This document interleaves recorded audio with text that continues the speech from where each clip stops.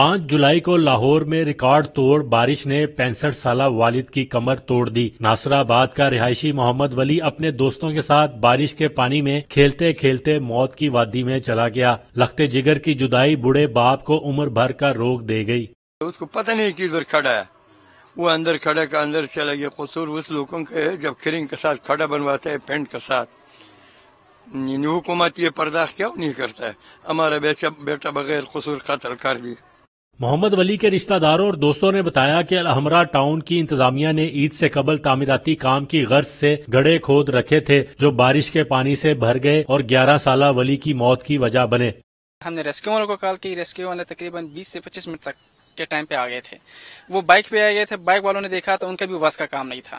پھر انہوں نے اپنی ٹیم کو فون کیا، ان کے عملہ آئی تھی تو عملے کا پہنچتے ہی پھر ہم لوگوں کے 5-6 بندے پانی کے اندر تھے تو ان لوگوں کو پھر لڑکے کو پھر ہم نے نکال لیا۔ قدرت کے فیصلے پر کسی کی مرضی نہیں چل سکتی، لیکن غفلت اور لاپرواہی برتنے والے ذمہ داروں کے خلاف بر وقت کارروائی کر کے مزید کسی ننھی جان کو موت کے منہ میں جانے سے بچایا جا سکتا ہے۔